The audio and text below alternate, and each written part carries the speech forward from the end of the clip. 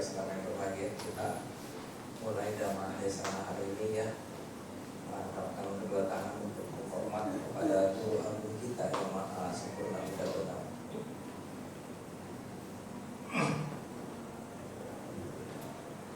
Namo tassa bhagavato arahato sama sambuddhassa. Namo tassa bhagavato arahato sama sambuddhassa. Namo tassa bhagavato arahato sama sambuddhassa. Asewana cakbalana panditana jasewana puja puja dhyana eta manggala utama. Danang tu sadaya silang rakan tu sabada hawana dirata untuk gacan tu dewa tagata. Sabe Buddha bana pada pajakana jaya bana arahanta najate jena rakang bana misapa asoro.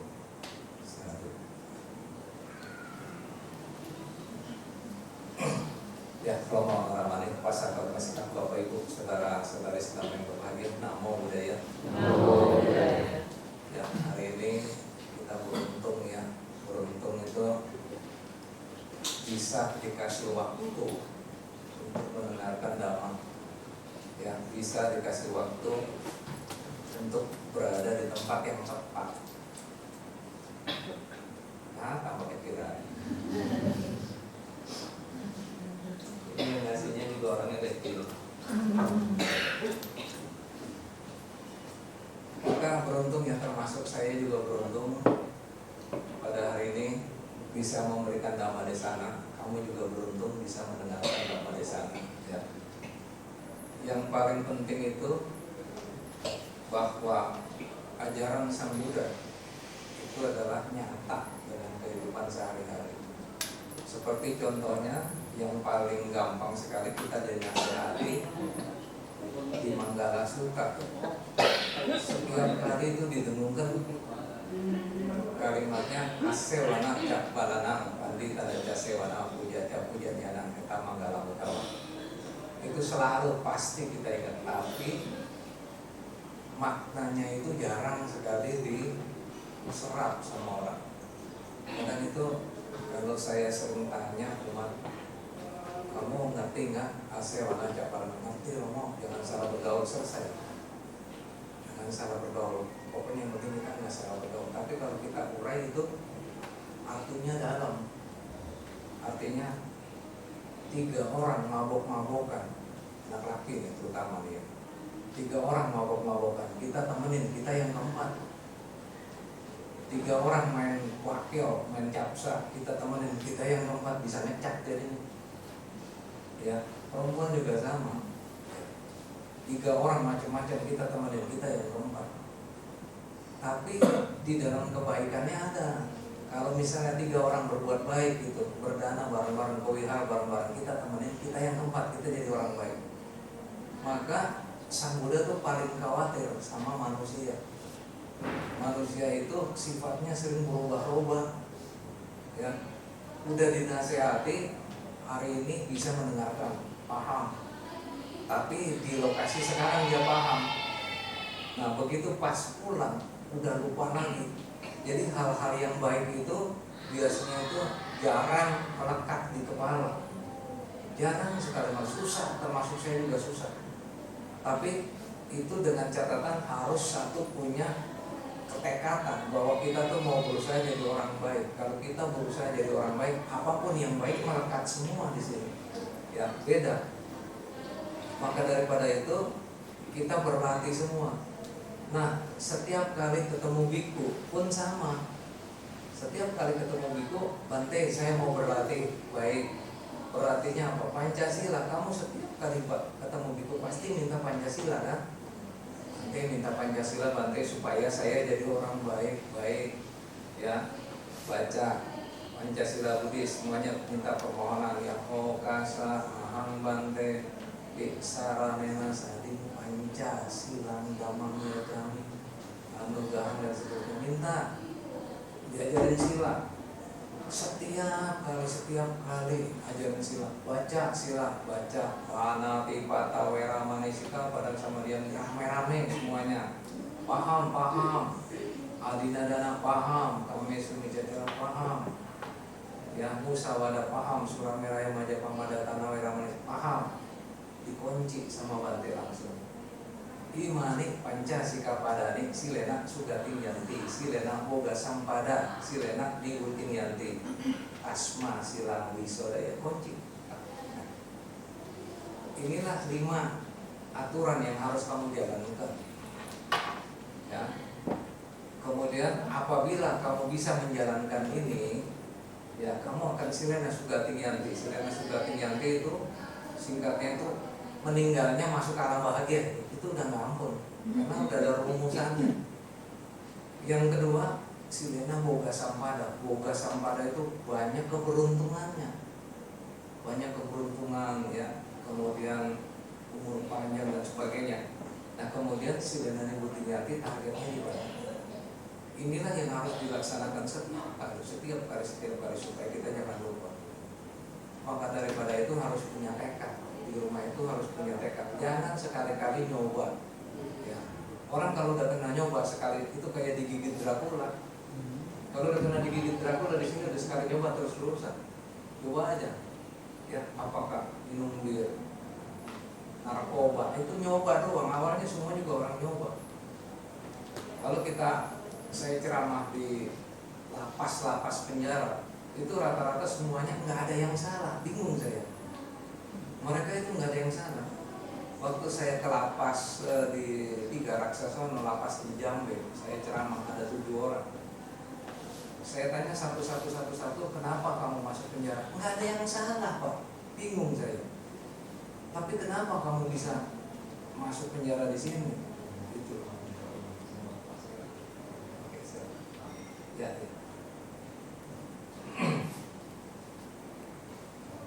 Ya, mau lepas sila dulu.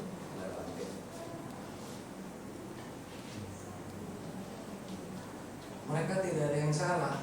Kenapa mereka bisa ditahan di Jambe? Karena lengah. Lengah, semuanya lengah. Jadi enggak konsentrasi, enggak sakti kurang perhatiannya terhadap kasus-kasus yang ada. Semuanya kan mereka tuh bukan dia penipunya, dia tuh ketipu, rata-rata ketipu. Romo saya ini orang baik, Romo saya bukannya penjahat, tapi saya kena ketipu. Lah kok kamu kena ketipu bisa dipenjarakan, diputer-puter Romo gitu loh. Gara-gara dia pinjam dana, jaminan mobilnya diputar digade-gadein, akhirnya kena ke dia kasus gitu. Maka hidup di dunia ini jangan lengah. Di lingkungan kita ini banyak permasalahan yang tidak baik, kita harus waspada. Maka kan di sini dibilang jangan salah bergaul, jangan deket-deket sama orang yang nggak baik. Bukannya kita nggak mau berteman, kita mau berteman, tapi hati-hati, jangan temenin. Kalau bisa kita menghindar. Kok kamu nggak mau berteman dengan saya? Bukan, kita lagi mau latihan di tempat lain aja, diam-diam aja deh. Karena di dunia ini banyak hal-hal yang tidak baik, apalagi ekonomi lagi sulit, tambah banyak yang nggak baik. Hati-hati. Nah sekarang dikisahkan ada satu raja, namanya Raja Pasenadi dari negeri Kosala. Raja Pasenadi dari negeri Kosala ini, dia tuh mau cari sang Buddha, cuma mau minta nasihat. Kamu kan gampang kan, kamu kan udah Raja Pasenadinya udah ketemu sang Buddha ini, nasihatnya ini nanti akan saya kasih tahu. Nyari 3 hari 3 malam dicari nggak ketemu, itu pakainya nanya-nanya. Sang Buddha dari mana? Oh ada di sono. Sang Buddha dari mana? Dengarnya di sono. Dicari tuh sama 3 hari 3 malam. Kalau sekarang enak, ada WA, ada Sherlock. Di mana Sherlock dong? Sang Buddha di mana? Enak gitu. Nggak nyari kan. Kalau zaman dulu nggak nanya-nanya, nanya sono, nanyanya ke wihara. Ada salah satu wihara. Ada dengar-dengar sang Buddha di mana? Oh di sono, parah di sono. Oh baru aja berangkat ke sono. Ketemunya di Isipatana. Di Isipana dia di tempatnya Isipatana situ. Kemudian Raja Pasenadi datang. Nah ketemu Bante. Langsung nama sekarang, langsung duduk. Cuma minta nasihat. Bante, saya nyari Bante ini 3 hari 3 malam. Saya tujuannya cuma mau minta nasihat sama Bante, sama minta damai. Baik Raja Pasenadi itu. Kan kalau sekarang ini aku dengan damai desanya enak kan, di ruangan sini ditutup, ada AC kiri kanan AC. Kalau zamannya dulu tuh terbuka, masih dibuka. masih di hutan, kamu bangkunya enak, matrasnya pakai busa empuk ya. Kalau dia tuh gitu, daun-daun dikumpulin, ditumpuk-tumpukin, ditaruh di atasnya kain, didudukin, gitu, empuk gitu ya. Kemudian lepas ada hutan, ada gunung. Kemudian Sang Buddha bilang ini, Raja Pasenadi, kamu lihat di belakang kamu, balik badan dia lihat itu ada gunung tinggi sekali. Puncaknya tuh mencapai awan, ada asapnya di atasnya, itu ada awannya ya. Sang Buddha bilang ini, Raja Pasenadi, kamu lihat gunung itu. Baik Bante, dilihat ada gunungnya tinggi. Raja Pasenadi, gunung itu aneh, gunung itu bisa jalan gitu. Jalan, dia menggilas siapa aja, binatang kecil digilas, binatang besar digilas, orang tua digilas, orang muda digilas ya. Siapa saja digilas sama gunung itu kalau dia lagi jalan. Nah, itu gunungnya masih jauh. Nanti gunung itu pasti nyampe ke kita tuh. Apa yang kamu persiapkan? Gunung itu pasti nyampe ke kita nih, pasti dia menggilas kita juga. Apa yang kamu persiapkan, Raja Pasenadi? Raja Pasenadi diam, namaskara 3 kali, kemudian baru ngomong. Bante, yang pertama, akan saya siapkan harta benda saya adalah raja. Harta benda saya, emas saya, berlian saya, semuanya saya kumpulin berkarung-karung, saya bawa kemari. Sang Buddha ngomongnya cuma sedikit. Untuk apa? Untuk hidup saya. Nanti gunung itu nyampe, saya nggak akan kesusahan, nggak akan kelaparan. Banyak sekali harta benda saya bawa. Sang Buddha diam. Yang kedua, saya akan kumpulkan dayang-dayang saya yang bagus-bagus, yang cantik-cantik. Sang Buddha tanya lagi, untuk apa? Untuk kesenangan saya. Selama gunung itu belum nyampe ke saya, belum menggilas saya akan senang-senang dulu. Sang Buddha diam sambil senyum-senyum. Wah, ini gak benar itu. Gak benar itu. Yang ketiga, saya akan kumpulkan pengawal saya yang badannya gede-gede.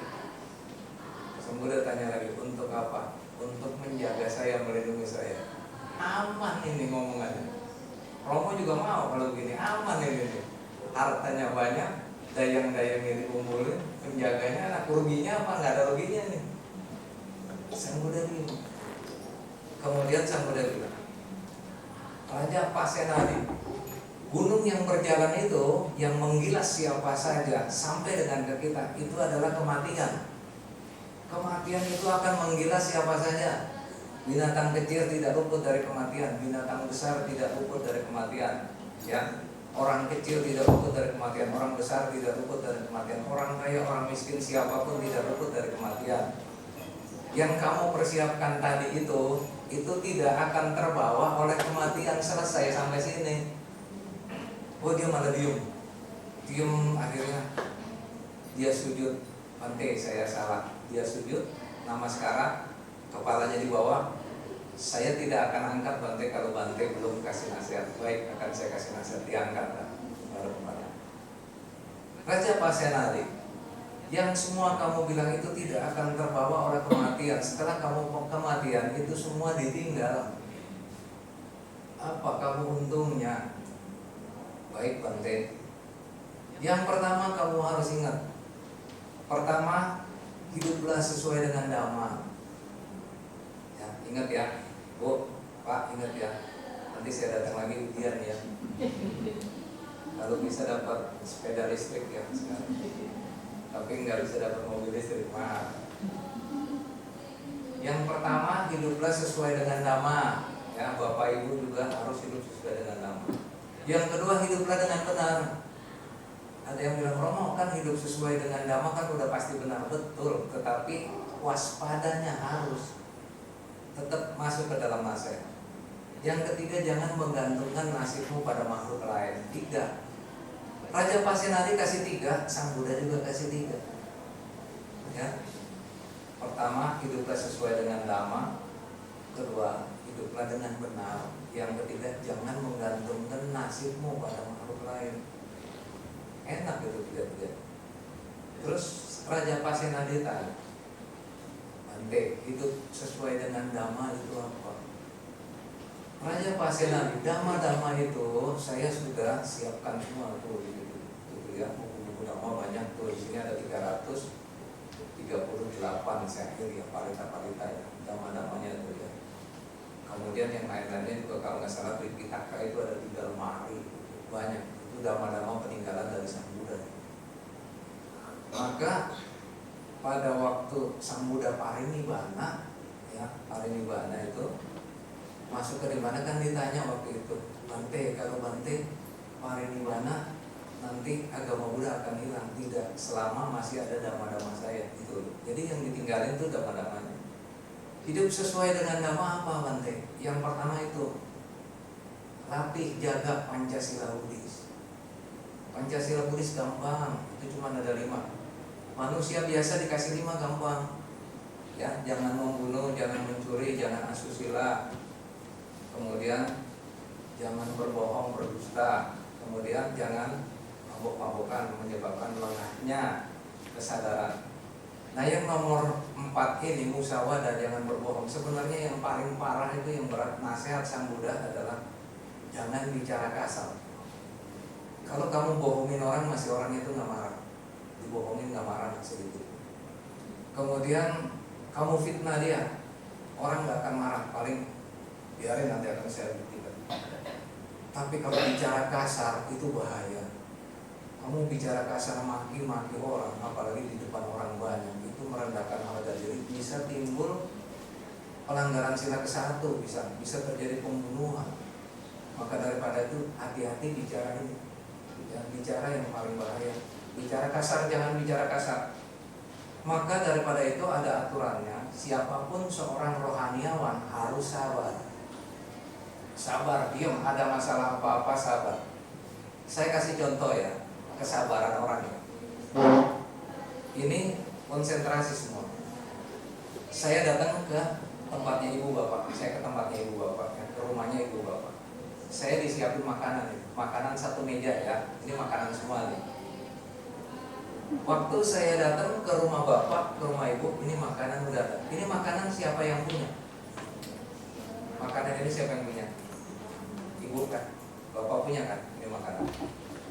Saya duduk, makanan ini bapak ibu yang punya, disiapkan untuk saya. Kalau saya sampai pulang, saya nggak ambil, ini balik lagi ke siapa? Balik lagi ke siapa? Balik lagi ke ibu, balik lagi ke bapak, ini makanan.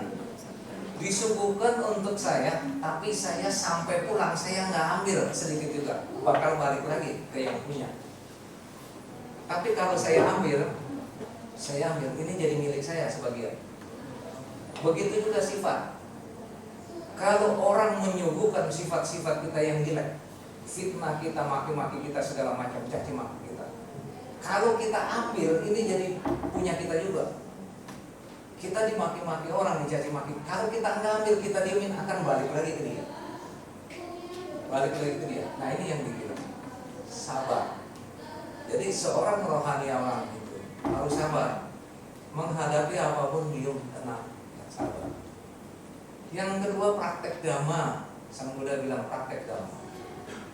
Praktek dhamma kayak apa Bante? Bagaikan orang berenang. Tahu teori berenang? Teori berenang tahu kan gini kan? Tahu Bante? Kakinya gini. Tahu tangannya gini. Tahu. Kamu pernah praktek enggak? Enggak. Tapi tahu. Begitu pas kamu kecebur mati tenggelam kamu. Tahu doang. Tapi enggak pernah praktek. Dhamma itu sama. Kamu tahu dhamma, satu buku kamu tahu, ya. Asewana Walanang Pandit Ananja Sewana Pujani Anang Tamanggaram Tamang Pati lu pada sawah hafal, tapi enggak pernah praktek, baca doang. Pada waktu kamu dipanggil diam lo mati tenggelam. Semuanya mati tenggelam. Berdana tahu Bante, berdana tuh baik. Pernah berdana? Enggak, mati tenggelam. Ini namanya praktek dhamma. Diajarin dhamma, praktek dhamma. Yang kedua, kata Sang Buddha, bagaikan orang lapar. Kita semua ini lapar. Kalau orang lapar mesti ngapain? Makan. Kalau orang lapar mesti makan. Kalau makan baru kenyang. Kalau nggak makan, kalau lapar nggak makan, kenyang apa enggak? Enggak. Sama dengan praktek seperti itu. Kamu lapar masuk ke restoran yang mahal, apapun angkera yang mahal. cuma mencium wanginya masakan, enggak makan. Duduk di restoran duduk tapi enggak mesen makanan, nyium itu. Capcay goreng dicium, ayam goreng dicium, kuyong hai dicium, enggak makan, duduk doang. Habis gitu pulang, kenyang apa enggak? Itu dia yang Sang Buddha bilang, kamu tuh bagaikan orang lapar enggak makan, cuma mencium masakan aja, apa bisa kenyang? Sama juga dengan kamu mendengarkan dhamma, dengerin doang. Tapi begitu pas pulang sampai rumah enggak pernah praktek dhamma, tenggelam kamu, lapar kamu, gitu. Makanya Sang Buddha katakan mendengarkan dhamma plus praktek dhamma, cakep itu udah diajarin. Sekarang ini kita ke arah praktek-praktek dhamma yang lain ya. Praktek dhamma yang lain itu kita umpamakan. Kalau Bapak perhatikan ini semuanya nih simbol Pak, Bapak Ibu, simbol. Di altar ini ada apa? Yang pertama buah, ada buahnya nggak? Syukur-syukur nggak ada. Nggak ada ya? Ya, misalnya altar itu ada buah, terus ada apa lagi? Ada bunga. Bunganya juga jangan bunga plastik ya. Terus ada apa lagi? Ada lilin, ada air, ada dupa, ada artinya masing-masing. Bapak ingat baik-baik. Buah itu selain daripada persembahan, buah itu melambangkan keberhasilan kita. Keberhasilan kita apa? Kalau buah itu, kalau kita nanam pohon berbuah itu berhasil Pak, Bu. Ya. Kalau kita nanam pohon apa? Kita pohon limo, pohon tomat, pohon kecil pun, pohon besar pun, kalau berbuah itu berhasil, ada buah. Target kita memang buah.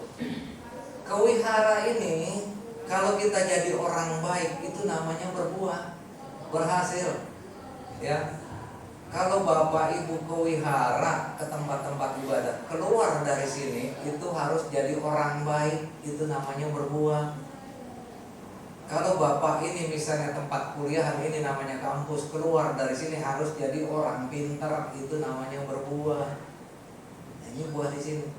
Tapi kalau misalnya Bapak kewihara pagi-pagi ini udah susah-susah datang ya, kewihara mau jam 9, yang jam 5 udah bangun, udah mandi, udah pakai lipstik, jam 5 udah merong-merong di sini.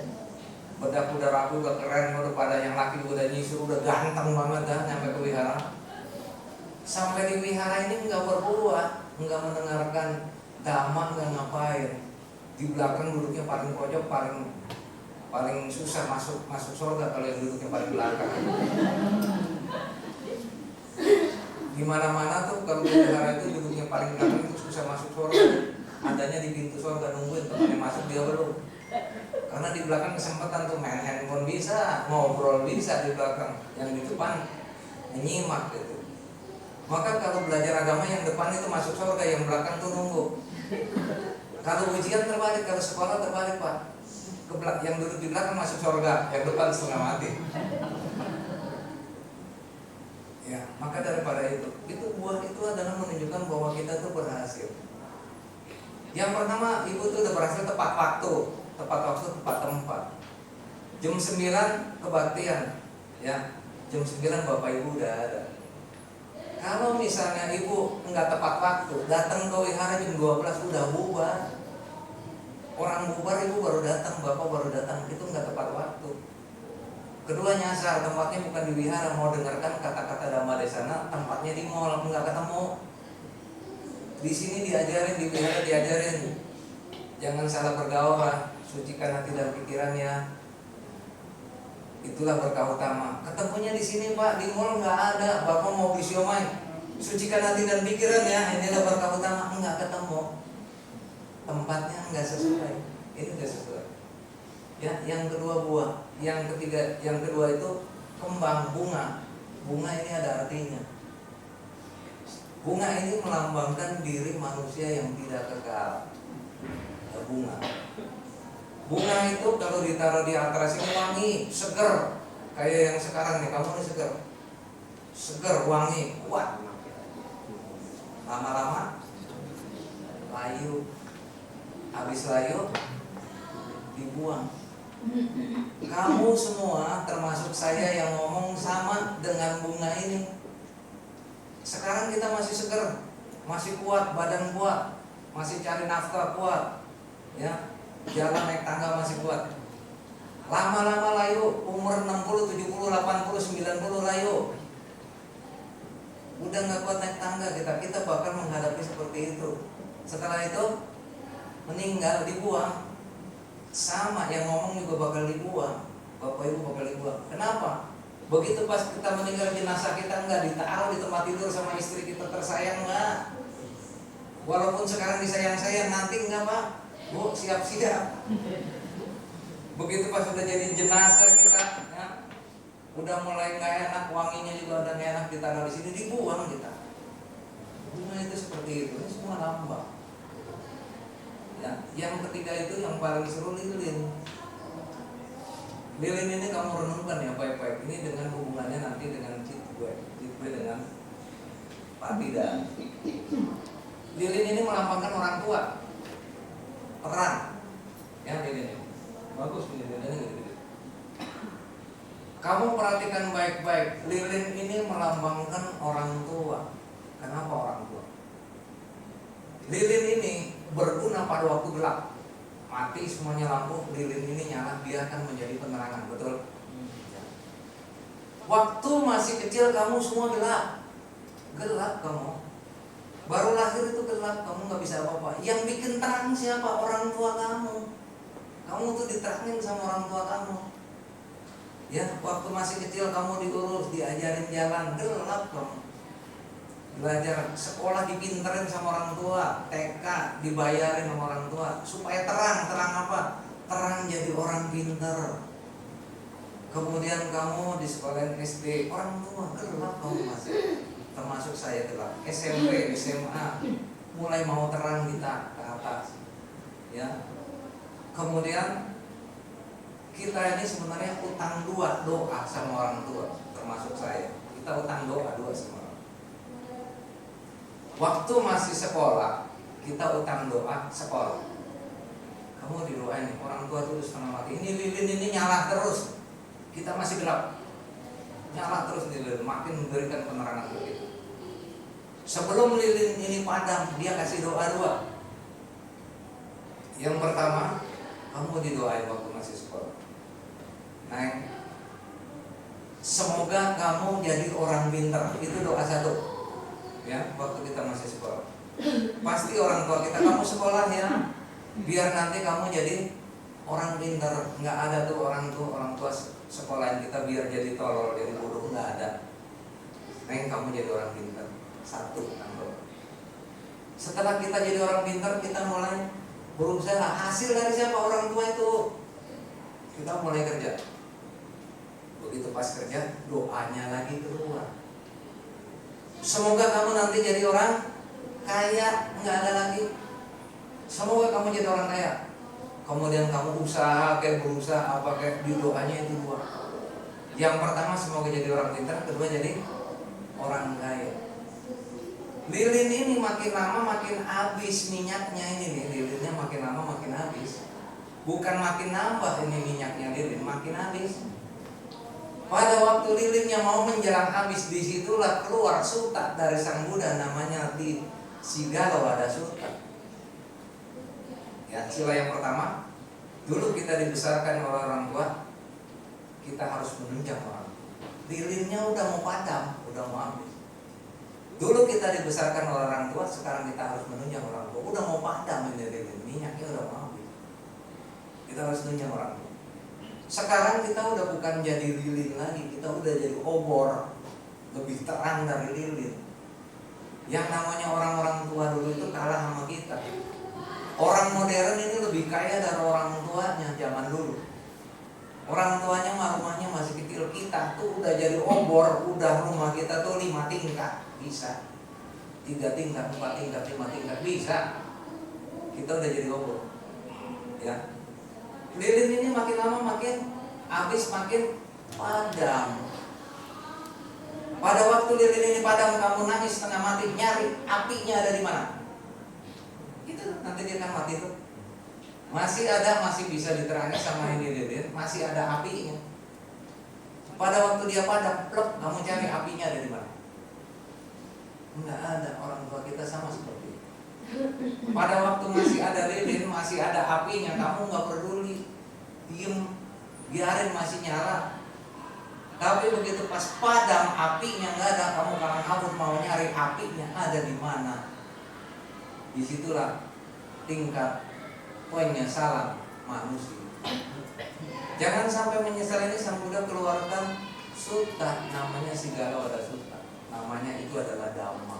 Banyak-banyaklah belajar tentang agama. Yang pertama dulu, aku dibesarkan orang tua, sekarang kita harus menunjang orang tua. Yang kedua, berbakti kepada orang tua, masih ada lilinnya. Berbakti kepada orang tua. Yang ketiga, menjaga warisan si sang lilin. Sang lilin ini nyiapin warisan buat kamu semua. Warisannya ada rumah kecil juga, biarin itu buat kamu. Orang tua selalu nyiapkan buat anaknya, jarang tuh orang tua buat dia sendiri, jarang. Walaupun kecil buat anaknya, nanti udah gede. Setelah lilin ini hilang, apinya kemana tahu? Nggak tahu, kamu nggak tahu. Susah nyari. Kemudian di bawahnya lagi yang terakhir Sang Buddha bilang, memberikan sesajen kepada para leluhur yang telah meninggal dunia. Memberikan sembayangan-sembayangan dan sesajen kepada para leluhur yang telah meninggal dunia. Sang Buddha itu panjang. Jadi setelah orang tua kamu meninggal dunia ini, dia masuk ke alam lain. Kemudian dia bisa menjadi alam lain itu, kita bisa memberikan sesajen dan para leluhur yang telah meninggal dunia yang berupa kelimpahan jasa atau berupa sembayangan. Larinya lagi ke Tirobuddha Sutta. Nah itu, jadi makanya hidup sesuai dengan Dhamma, kamu harus belajar dengan Dhamma itu panjang kayak gitu. Ini adanya di sini di dunia. Sekarang kita kupas lain lagi. Satu lagi yaitu di Manggala Sutta ada yang namanya Mata Bitu Upatana Utadara Sasangaho Anakula Cakamanta Etamagalam. Ada pernah dengar itu? Itu artinya ring 1, ring 2, ring 3. Ya. Balik ke mana? Ring 1 kamu harus perhatikan ring 1 dulu. Jadi manusia. Orang tua, ayah dan ibu nih ring 1 nih, si lilin ini. Ya. Lilin ini bapak dan ibu kita ini. Kamu harus perhatikan dia ring 1. Selagi masih ada dia ring 1 kamu perhatikan. Apakah makannya, kesehatannya, segala macamnya, kebutuhannya kamu perhatikan. Setelah itu baru lari ke ring 2. Siapa ring 2? Ring 2 itu adalah saudara kandung. Si ring 1 ini, bapak dan ibu ini, itu memberikan ring 2. Ring 2 itu saudara kandung. Adik kamu, kakak kamu, cici kamu, koko kamu itu satu ring 2 adalah hasil dari kandungan satu kamu, kandungan dengan ini. Coba kamu ngerenung beberapa tahun yang lalu, pada waktu kamu masih kecil sama-sama adik kamu satu-satu keluarga, satu adik ya, satu kandung. Pertama kami sebelum kamu ketemu sama istri kamu, sebelum kamu ketemu sama suami kamu berteman dengan saudara kandung dulu. Masih kecil ya, pakai sendal kiri kanan terbalik bareng-bareng gitu loh, ya kan? Bareng-bareng terbalik dia pakai juga gitu kan. Coba ngerenung aja kamu kembali ke beberapa puluh tahun yang lalu. Saudara kamu masih kecil-kecil, kamu bahagia. Sebelum kenal suami, sebelum kenal istri, kamu kenal adik dulu, koko dulu, bercanda, ya di tempat tidur tuh main guling-gulingan, pernah inget nggak? Main basah-basahan, mandi telanjang bareng-bareng masih kecil, nggak malu-malu, ayo mandi-mandi bareng-bareng. Ingat nggak? Ring 2 tuh namanya. Pada waktu ring 2 susah, tugas kamu harus saling tolong menolong. Nah itu. Jadi jangan sekarang ini begitu pas kamu udah jadi obor ya, udah jadi orang kaya raya, kamu lupa sama ring 2. Ring 1 udah meninggal dua-duanya, orang tua kamu udah meninggal dua-duanya. Sekarang tinggal ring 2, kamu harus tolong. Nah maka kalau bisa di ring 2 ini yang paling sulit adalah ekonomi. Nanti siapa-siapa yang saudaranya banyak ya, ada 1, 2, 3 saudara, satu lahiran itu bikin dana taktis ya kalau bisa, bikin dana taktis. Ya, saya tuh coba di rumah bikin dana taktis. Jadi kita kumpulin koko kita atau saudara kita, ada yang 5 orang, ada 3 orang lah gitu, bikin dana taktis ya, yang banyak keluarganya lebih banyak lagi zaman dulu. Jadi yang kaya, yang miskin kumpulin duit, tabung, yang pegang kasih anak perempuan yang bisa jaga duit. Jadi setelah dana taktis ini kumpul nih 5 saudara, jangan berantem ini 5-5-nya nih. Ada yang punya saudara banyak nggak di sini? Ada yang 5 nggak? Saudaranya ada yang 4. Ah, itu ya banyak ya. Kamu mesti akur semua karena kamu ring 2. Kamu akur bikin dana taktis. Pokoknya siapapun yang kaya yang miskin bikin tabungan, yang bisa sebulan 1 juta taruh, yang bisa sebulan 500, 200, 100 nggak apa-apa, kumpulin di situ. Total dana taktis ada 100 juta. Ya. Dari 5 saudara ini kan pasti ada yang nggak punya pada waktu kesulitan. Misalnya anaknya mau sekolah, misalnya mau ke rumah sakit atau perlu dana. Daripada saudara kandung kamu minjem sama orang atau minjem sama pinjol atau minjem sama kartu kreditnya, ini dana taktis ini yang diambil. Misalnya cicinya ya kan pinjem pinter nyimpen duit ya, cicinya yang pegang. Misalnya adanya pengen bayar uang sekolah, nggak punya duit buat uang pangkal, ambil dana taktis, nanti kalau ada duit pulangin lagi. Itu namanya nolong ring 2. Pada waktu kumpul 100 juta ada yang mau pinjam, kamu mau pinjam yang pakai kasih. Tapi kalau ada duit pulangin, itu namanya menolong keluarga. Sang Buddha ngajarinnya jadi bener. Mata itu tanang puta darasa tanang. Ya, ring 1, ring 2 itu selamat. Jadi jangan sampai sifatnya kita berubah. Sifatnya berubah yang kokonya kaya, cicinya kaya, saudaranya miskin senang. Ya, makin miskin saudaranya dia makin senang. Yang kaya disyukurin, yang kaya dingiriin, yang miskin disyukurin, jangan. Itu nggak boleh. Orang tua kita nih, sang lilin ini akan kecewa sama kita. Makanya ajaran Sang Buddha itu ada mata itu benar-benar ring 1, ring 2. Yang ketiga, kamu baru bisa perhatikan dulu yang ketiga. Lahirlah si sang istri, si sang suami. Ini didapat setelah gede. Pada waktu gede. Maka kalau waktu pemberkatan perkawinan, saya paling sering bacain untuk pengantin perempuan. Di sini ada yang anak perempuannya udah kawin nggak? Anak perempuan. Punya anak perempuan di sini yang udah kawin? Ada? Belum pada punya anak semua ya di sini ya. Masih pada gadis semua ya di sini. Paling berasa ya Bu ya, Ibu ya. Ibu tuh paling berasa kalau punya anak perempuan, Ibu paling berasa. Setiap kali saya pemberkatan perkawinan yang nangis tuh ibu melulu. Karena anaknya yang perempuan ini diambil orang. Dari kecil itu dia bareng-bareng tuh. Karena saya perhatiin istri saya sama anak saya tuh yang perempuan, dia tuh dari kecil tuh kompak gitu tuh berdua tuh, kompak. Begitu pas diambil kawin sama orang kalang kabut mamanya. Mamanya kalang kabut. Jadi bapaknya ini jangan heran kalau anak perempuannya itu yang kawin diambil orang, mamahnya itu masih sering teleponin anaknya. Nih ya, kamu yang pemuda-pemuda ya, kadang istrinya kamu masih diteleponin sama mertua kamu, biarin karena dia masih sayang itu. Dia tanyain, Neng udah makan apa belum? Neng udah kan udah suami orang gitu. Neng udah makan apa belum? Neng apa? Nanti tanyain dulu sama anak. Maka pada waktu pemberkatan perkawinan ring 3 ini saya kunci. Si bapak ini, bapaknya perempuan, bacain kalimat untuk si sang suaminya anaknya ini, ya, suami anaknya ini, supaya nih nanti kalau anaknya nih perempuannya ini diambil kawin sama dia, anak lakinya ini jangan macam-macam, jangan sengsara ini anak orang ini, ya, kayak bapak juga nih, Pak yang di sini, bapak kawin ada yang istrinya di sini nggak? Pak ada ya. Istri bapaknya ada di sini anak orang nih Pak. Ini anak orang. Ini yang dipercayakan ke bapak. Sama, saya juga istri saya juga anak orang itu. Dipercayakan ke saya Pak.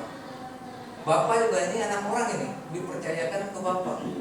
Maka saya kasih kalimat itu. Kalau saya pemberkatan perkawinan, bapaknya ini suruh baca di depan mantunya nih, mantu laki. Bahwa saya tahu kamu berdua ini sama-sama saling mencintai. Tapi kamu ingat, ya, bahwa ini tuh kita rawat dari kecil untuk kamu. Ya. Anak gadis ini saya rawat dari kecil untuk kamu. Tolong kamu jaga baik-baik, tolong kamu rawat baik-baik seperti saya merawat dia. Tuh, ya. Jangan sakiti dia. Ya. Jangan celakakan dia. Apabila suatu hari nanti kamu berubah pikiran, kamu tidak senang lagi kepada dia. Habis ini. Baterainya dapat. Ini baterainya ganti ini. Kesempatan minum dulu. Bapak nggak dapat minum. Tes dulu, tak nyala.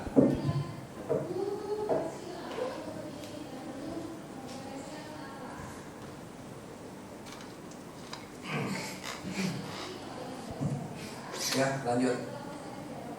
Apabila nanti satu hari kamu berubah pikiran, tidak mencintai dia lagi, tolong kembalikan dia kepada saya. Nah itu, tolong kembalikan dia kepada saya. Mengerti kamu? Saya suruh jawab mantunya. Mengerti kamu? Mengerti, ada dengerin. Ya. Nah setelah itu, semoga hal ini jangan terjadi. Hiduplah kamu rukun bersama sampai dengan tua.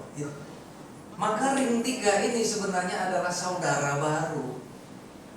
Ring 3 ini adalah saudara baru. Seperti halnya ring 1, ring 2, dan ring 3. Kita harus saling menyayangi.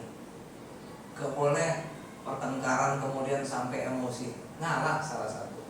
Karena ring 3 ini adalah saudara baru. Dan dia juga melahirkan anak-anak kita, keturunan-keturunan kita. Ini adalah ring 3 yang benar-benar kita harus jaga.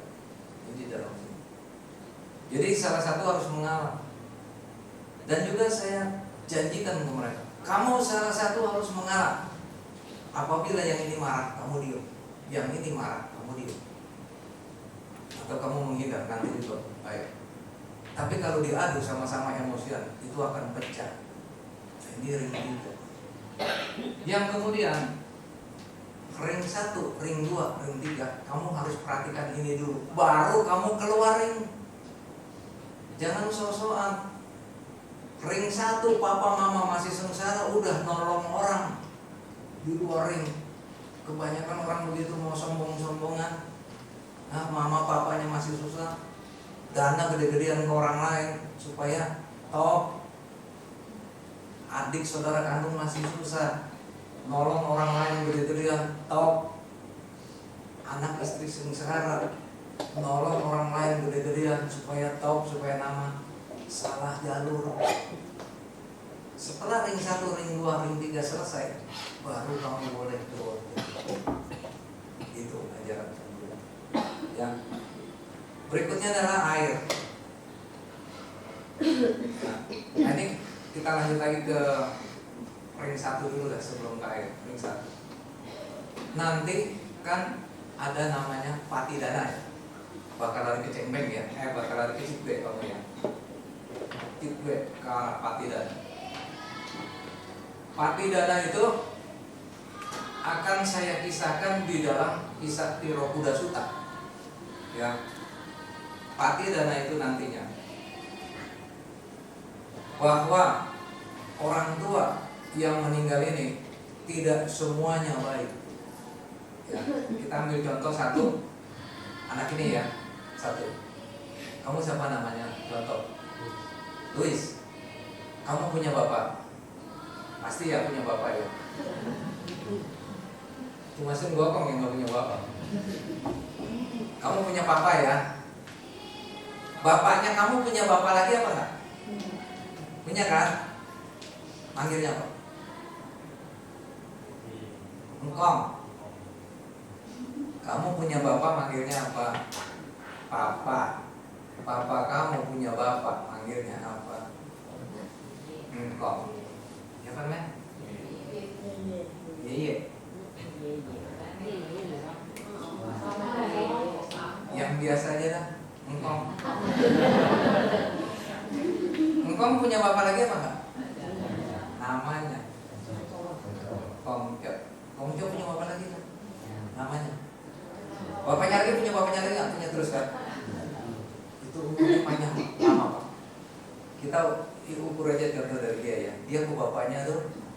50 tahun jaraknya. Bapaknya ke engkongnya tuh 50 tahun. Engkong ke engkong tuh 100 tahun ya, contoh aja ya. Kalau kita bilang engkong punya berkongkong terus itu tuh ratusan tahun bahkan ribuan tahun, betul ya.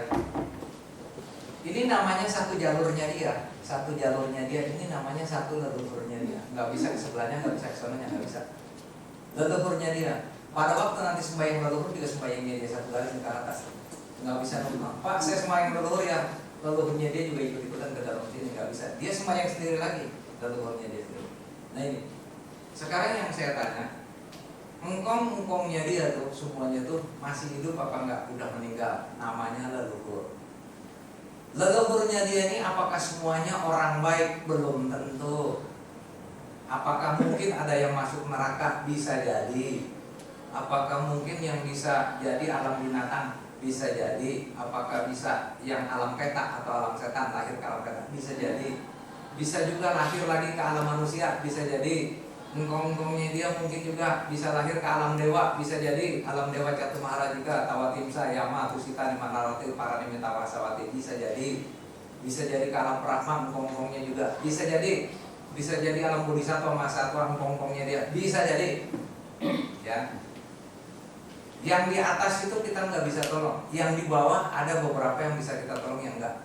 Yang kita nggak bisa tolong yang di neraka. Leluhurnya dia yang di neraka nggak bisa kita tolong. Karena kenapa? Kalau di neraka tuh udah nggak dikenalin, udah di dalam menjalankan karma buruk semua ya, dari diseksa semua. Kita mau cari juga engkong kita yang mana yang nggak ketemu. Jangankan engkong kamu Romo Kartika kalau masuk ke neraka, kamu cari nggak ketemu, gelap semua depan hitam semuanya, orang semuanya. Oh, udah diseksa semua nih Romo segitu banyak ya. Yang jadi binatang nggak bisa ketemu juga. Jangan coba-coba miara binatang itu ya, ngerti? Anjing moli masuk ke meja. Moli ke bangku, mikir jangan-jangan ini dulu ngomong kita nih.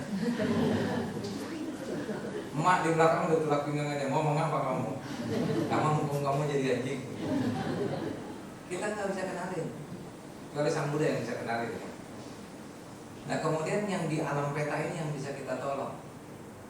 Leluhur kita yang di alam peta kita bisa tolong, karena alam peta ada 4. Yang pertama namanya para datuk pajiwika peta. Para datuk pajiwika peta adalah makhluk peta yang memang hidupnya dari sembayangan tuh. Sembayangan kita sembayangin itu dimakan. Maka kemudian yang kedua namanya pupasika peta, setan yang kelaparan dan kehausan. Ya setan kelaparan kehausan itu masuk. Bisa jadi leluhur kita itu. Yang ketiga nijama tanika peta, setan yang keluar api. Keluar api, kalau ngomong keluar api itu orang tuanya Bante Moggallana. Yang keempat adalah kala kancika peta, setan yang tinggi gede, nasibnya jelek, mulutnya segede lubang jarum. Kalau makan itu ngambil airnya jadi asap, kalau makan nasinya jadi asap, nggak bisa makan. Maka kita beruntung dengan adanya ajaran agama Buddha, kita bisa nolong empatnya. Yang kesatu ini yang kita sembayangi, para datuk pajiwika peta kita bisa sembayang. Cengbeng kita bisa sembahyang, Citwe bisa sembahyang, 1 Januari kita bisa sembahyang, Cek Capko kita bisa sembahyangin, mau tiap hari juga boleh. Ya, bisa nih yang nomor 1. Yang kedua, yang pupasika peta, setan kelaparan, setan kausan bisa kita sembahyangin, kita tolong kita sembahyangin. Yang ketiga keempat nggak bisa, dia keluar api, baru mau makan hangus. Yang keempat yang mulutnya kecil juga nggak bisa makan. Untung ada agama Buddha, bisa namanya pelimpahan jasa. Jadi kita kasih pelimpahan jasa buat para leluhur kita itu datang semua bisa. Nah untungnya kita itu dengan agama Buddha kita bisa nolong semua. Nah yang 1, 2 ini dengan sembayangan ini apakah bisa disembayangin? Bisa. Karena di dalam Sang Buddha pun juga di dalam Sigalawadah Sutta ayat kelima juga ada memberikan sembayangan dan sesajen kepada para leluhur yang telah meninggal dunia. Nah, yang nggak bisa makan gimana nih pelimpahan jasanya? Ada di Tirakuda Sutta. Ya makanya kamu belajar dhamma, hiduplah sesuai dengan dhamma, hiduplah dengan benar. Dhamma-dhammanya itu kayak gitu banyak. Tirakuda Sutta isinya kalau nanti yang engkong kita ini udah habis kita sembahyang ini, bagaimana apakah bisa dia terima? Di Tirakuda Sutta itu bisa. Pada waktu hari pertama Raja Bimbisara dia sembahyang ini gejanya gede, buah-buahan banyak semua. Waktu sembahyang kamu juga perhatikan ya, waktu kamu sembahyang itu ya jago atau sagwe citwe sama satu jalan, kamu sembahyang itu untuk para leluhur, jangan ke kamu. Semoga para leluhur yang hadir di sini silakan makan semuanya, ya. Silakan semuanya makan biar kenyang semuanya. Setelah itu boleh pulang, ya. Nggak masalah kita bahas. Nanti dia datang semua.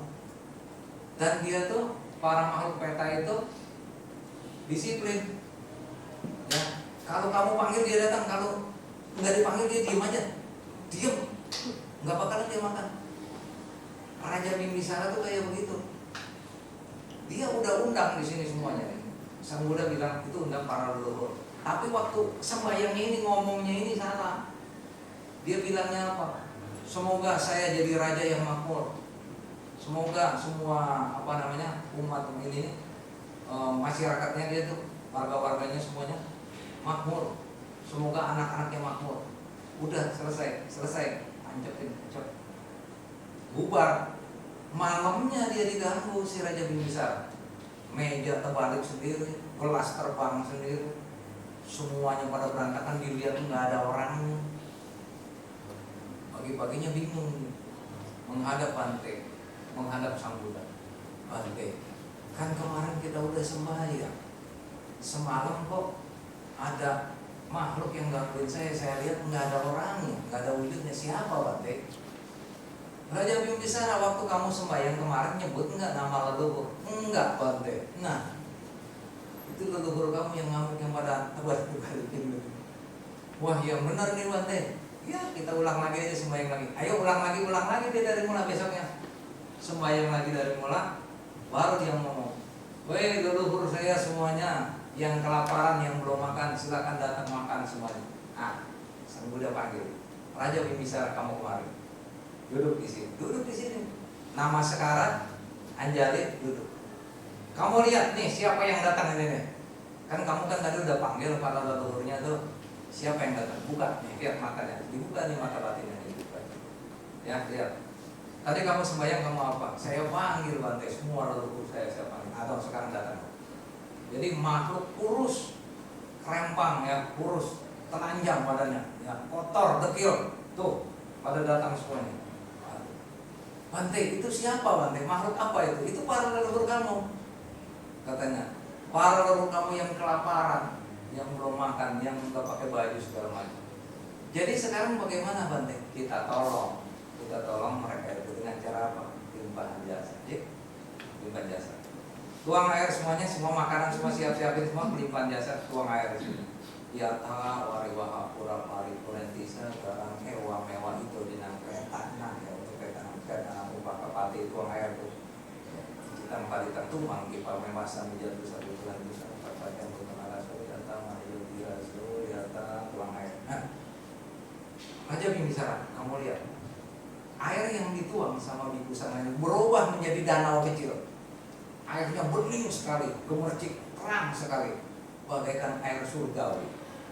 Jadi semua para leluhurnya dia tadi yang telanjang, yang kurus, yang pada kotor, mandi, minum sepuas-puasnya di air itu.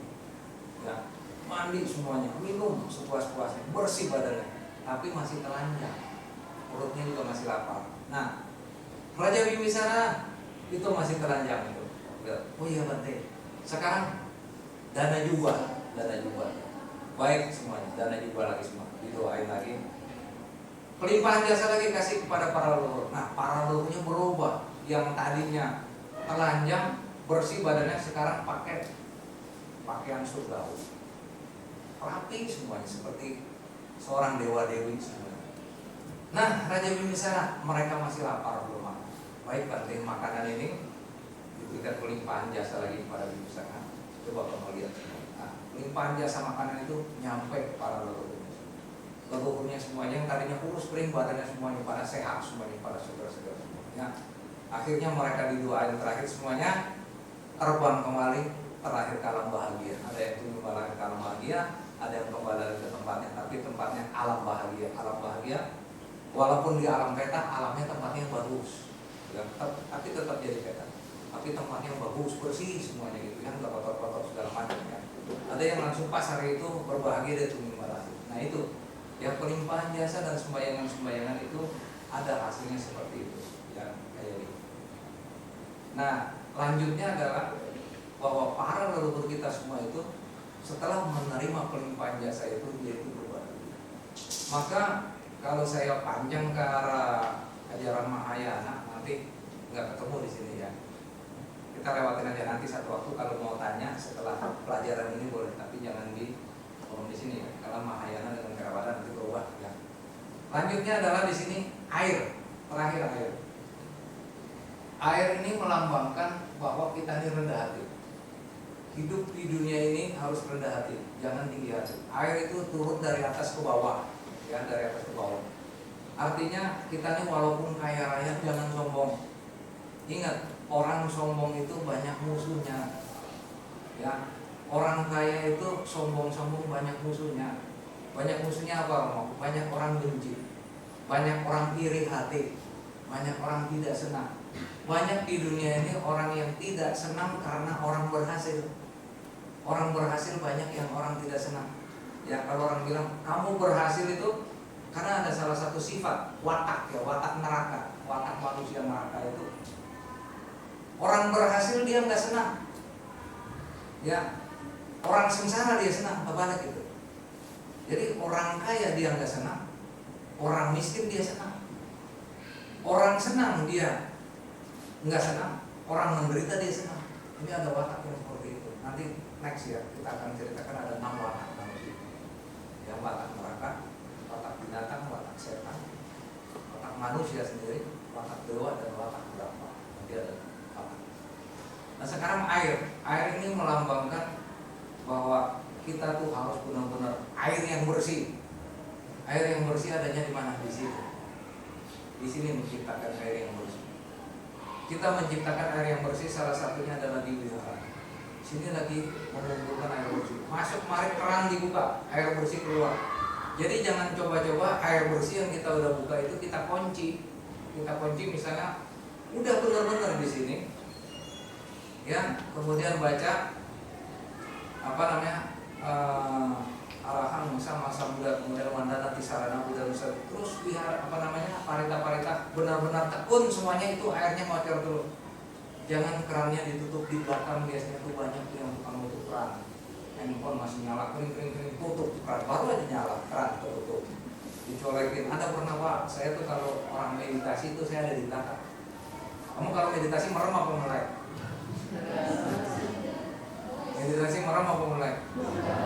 Merem kan? Enggak ngeliat kan saya muter-muter di belakang kan? Itu di belakang ada. Saya ketemu di Tangerang sono. Ya. Udah lagi benar-benar diusirin sama tetangga sebelahnya tuh meditasi. Apa? Jim, ada apa? Habis ini kita kondangan yuk. Ayo. Lagi meditasi berhenti. Nyawat ngomong kondangan, iya. Di pengganggunya ada ikan lelenya satu ada di sini. Coba kok beneran pasti ada di belakang saya senyum aja. Diamin aja kalau saya ngomong ketangkep dia diam aja. Ji, habis ini kita kondangan ini. Ayo, gimana? Soal enak apa makanan? Enak. Oh. Lagi meditasi yang lain kesempatan yang lain nggak dengar nggak ngeliat dia ngobrol. Ini ikan lele di sini. Mudah-mudahan di sini nggak ada ikan lele ya. Nah itu dia. Jadi pada waktu keluar air bersih, tenang. Di mana air bersih? Di rumah juga bisa kita dapat air bersih. Latihan, parita, latihan meditasi. Kemudian perbuatan baik kita itu melatih air bersih masuk. Gunanya apa? Air ada dua kan, yang satu bersih, yang satu kotor kan, buta kotor. Pada waktu kamu berdoa pada Tuhan yang Maha Kuasa, para dewa, para puji dan sebagainya, minta tolong, saya lagi haus. Haus apa? Haus rezeki. Haus apa? Haus pekerjaan. Haus apa? Haus apa namanya, keberhasilan dan sebagainya, sukses sebagainya, kita haus. Minta dari Yang Maha Kuasa. Apa yang bisa diambil? Apa yang bisa diminum? Ini air bersih. Air bersih apa? Perbuatan karma baik kita aja namanya air bersih. Perbuatan karma baik kita berkumpul. Kalau ini yang kotor ini, yang jelek-jelek. Pada waktu kita butuhkan karma itu, ini bisa kita ambil. Baik, silakan di dalam sini ngambil. Ya, minum, kita minum. Bisa kita minum karena ini bersih. Ini namanya kalau orang bilang itu karma baik berbuah, biasanya ini gitu namanya. Padahal itu kumpulan perbuatan baik kamu, kumpulan air wudhu. Sekarang kamu berdoa air yang kotor bisa minum apa enggak ini? Enggak bisa, makanya doanya tuh jarang terkabul karena kotor melulu di sini. Banyak orang ketepekong kemana berdoa, ya Tuhan, para dewa tolonglah saya, semoga saya berhasil. Mana berhasil, airnya kotor melulu. Kalau yang ini gak usah berdoa juga, langsung aduh mudah-mudahan aja rezeki terbuka. Karena ini rezekinya bagus, yang namanya karma baik berbuat, kan adanya di sini. Kalimat itu sebenarnya bukan kalimat itu. Kamu sendiri yang bikin, kamu sendiri yang berbuat. Maka kalimat terakhir, jangan menggantungkan nasibmu pada makhluk lain adalah ini. Kamu yang bikin sendiri pada waktu kamu berdoa minta pertolongan kepada para dewa. Romo, bukannya kita nggak boleh minta tolong sama para dewa, minta petunjuk aja, petunjuk jalan. Kita ini lagi sulit semuanya, ya. Ada sebelah kiri yang nolong, ada yang sebelah kiri yang enggak. Pada waktu kita minta pertolongan, dia akan tolong. Kenapa tolong? Karena kamu punya karma baik kamu masih bisa nolong. Yang namanya bahasa agamanya bilang karma baik berbuah, sebenarnya ini. Perbuatan baik ini yang berbuat. Yang berikutnya adalah jangan menggantungkan nasibmu pada makhluk lain. Nah ini, makanya kamu sendiri yang berbuat, kamu sendiri yang berusaha baik-baik, nanti hasilnya adalah kamu sendiri. Dikisahkan ya. Artinya bahwa tidak ada makhluk lain selain kamu sendiri yang bisa menolong kamu. Ya. Jangan menggantungkan nasibmu pada makhluk lain. Dikisahkan ada sebuah kapal, ya, kapal besar ini mau tenggelam di laut. Kapalnya mau tenggelam, 100% ini kapal pasti tenggelam. Ombak besar datang ya. Isinya nih 3 orang. Jadi ini kapalnya pasti tenggelam. Ombak besar datang, isinya 3 orang. Yang satu orang ini kerjanya berdoa doang. Dia bisa di pojok sana, pas pengen tenggelam bisa dari yang 2 ini. Mendak dia kabur sana, dia pojok, dia berdoa aja. Tuhan yang Maha Kuasa, Tuhan yang Maha Kuasa, tolonglah saya. Semoga nanti kapal ini tenggelam, saya selamat. Yang 2 biarin. Jadi berdoa terus, ngapa-ngapain semua. Dia percaya Tuhan akan melindungi dia. Yang satu itu percaya sama dewa. Pasti nih dewanya kenal nih, dia orang kenal semua, mau izin kenal semuanya. Diambil tiap jalan terusnya. Di kapal itu dia nyarinya apa? Menyan. Dapat setengah karung, nggak kabur, mendak dia kabur di pojok sana, dia bakar itu menyan. Para kuijin, para dewa tolong saya, semoga nanti kapal ini tenggelam, saya selamat. Yang 2 biarin. Nah yang satu enggak. Yang satu dia itu kerja, dia kumpulin kayu. Di kapal itu dicari kayu, bukan nyari menyan, dia nyari kayu. Diikat kayunya sampai dibikin rakit kecil.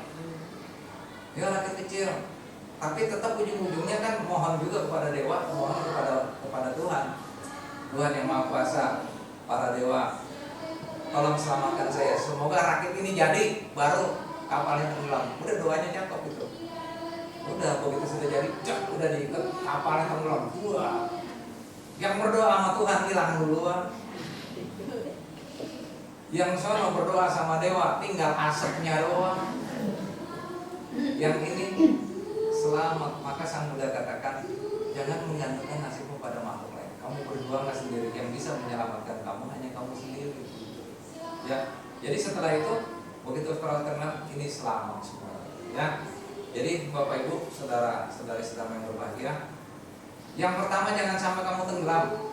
Di dunia ini kamu harus banyak praktek dhamma yang ada di sini. Yang kedua, usahalah sendiri, ya, jangan tergantung sama orang. Jadi misalnya orang masalah begini biarin, itu urusan dia. Orang masalah itu biarin, urusan dia. Kamu sendiri bisa apa? Ya, yang ketiga melatih diri. Itu tuh disiapin itu tuh enak itu tuh. Sang Buddha itu nyari itu tuh 6 tahun tuh. Ini nih buat bikin ini 6 tahun. Kamu tinggal copy paste doang sama nyontek, masa kagak bisa? Ini. Ya, untungnya apa kamu? Kamu belum saya bilangin kamu, ya, rahasianya, rahasia alamnya ini. Kamu pernah belajar parita sendiri di rumah? Di rumah baca parita sendiri di rumah? Ya, apalagi punya ruangan sendiri bagus, punya tempat sendiri bagus. pada waktu kamu mau baca parita ini kamu panggil seluruh makhluk dulu. Ya, Aradhana Dewata tahu bacanya, mudah-mudahan nggak tahu. Tahu nggak Aradhana Dewata? Mudah-mudahan nggak tahu. Kalau nggak tahu belajar sekarang jadi tahu. Panggil dulu semua makhluk bahwa kita nih mau sama-sama baca ayat-ayat suci dari Sang Buddha. Dhamma sawana kalo ayam badanta, Dhamma sawana kalo ayam badanta, Dhamma sawana kalo ayam badanta. Udah. Kalau usil mulut mau ngomong boleh, ayo kumpul semua sini, kumpul semua aja di sini semua. Kan kita datang semua pada begini. Saya ngomong begini aja, nggak dia lihat.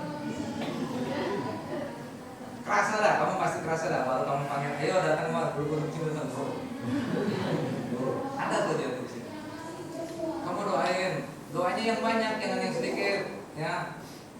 Wandanati sarana Buddha nusati dhamma nusati tangga nusati, terus yang suka, gata dan sebagainya baca. Dia datang, nanti dia senang. Kadang orang tua kamu ya, orang tua kamu ya kalau udah meninggal atau apa sudah datang. Ma, misalnya orang tua kamu, ma, pak, ayo datang kita baca parita, datang. Walaupun dia dari alam dewa dari mana, ya nanti dia juga datang parita karena para dewa juga senang baca parita bukan parita. Dia datang ke parita, oh anak ini anak baik, terus kamu jadi anak baik terus. Ya, baca, dia datang semua kamu bawa tahu. Ada pernah saya baca di salah satu video, saya baca nama Cakapawatana Sutta Sri. Pengunjungnya itu langsung tanya, siapa itu yang baca? Ngomong, ada anak ini bilang, itu ngomong ditanya itu sama pengunjung, siapa itu yang baca parita Romo? Ya, jadi parita itu benar-benar bagus ya. Jangan bercanda, jangan main. Kamu beruntung mendapat tempat yang sesuai dan pengalaman dan pemahaman dhamma yang sesuai. Maka daripada itu jangan sia-siakan ini kesempatan baik. Ya, next nanti 6 watak ya, 6 watak manusia. Watak manusia yang paling di tengah yang dominan buat ke kiri dan ke kanan nanti ada di sini. Yang beruntung kita ada di sini. Nanti apa keuntungan kita ada di sini? Ya. Nah ini yang pertama kamu latih dulu sesuai dengan nama dulu ya, nasihat saya. Jangan sampai nanti kamu tahu dhamma tapi mati tenggelam kayak tadi ya. Jangan sampai nanti orang lapar nggak makan ya. Yang kedua, jangan menggantungkan nasibmu pada makhluk lain. Artinya apa? Berlatih sendiri. Nggak ada yang bisa sebelah sini lapar ya. Contoh ya, konsentrasi dikit, lapar dua-duanya. Sebelah sini saya suruh keluar kamu semua cari makanan semua sampai sana. Nanti habis itu masuk lagi kemari. Yang sini diam. Begitu pas dia keluar dia balik lagi sini kan udah pada kenyang semua kan yang ini kan. Yang ini masih lapar apa enggak? Masih lapar. Sekarang minta sama dia, perut kamu kenyang bagi saya di sini. Bisa apa enggak?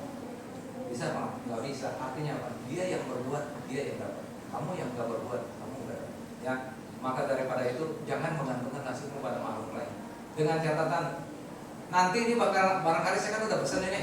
Dia kan keluar cari makanan, nanti nasi gorengnya suruh bungkus bagi saya. Kamu kan ngarepin dia kan? Pada waktu dia bilang habis tinggal satu-satunya doang yang saya udah makan, kamu dapat apa? Tidak dapat. Maka jangan menggantungkan nasib pada makhluk lain. Ya. Baik, demikian Bapak Ibu, saudara-saudari semua yang berbahagia yang bisa saya sampaikan dalam di sana. Sudah cukup lama, ada yang mau bertanya silakan. Ini udah siope ya, udah siope. Nah, Tadi lupa satu ya, yang lupa ya. Dupa itu wangi ya. Dupa, oke, kita lanjutin. Dupa tinggal satu. Dupa adalah wangi. Wangi itu adalah nama baik kamu di wihara di sini. Nama baik seorang rohaniawan, seorang umat Buddha harus menjaga nama baik. Memang banyak fitnahan yang banyak.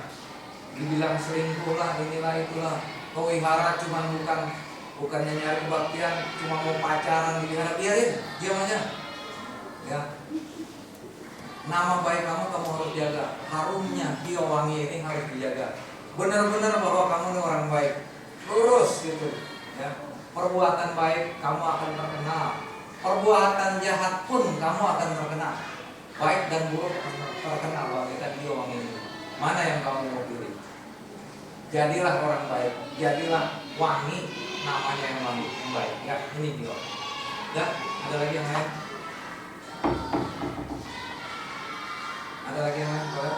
Mengenai kelimpahan jasa, kalau bukan menunggu buka itu bisa nggak sih?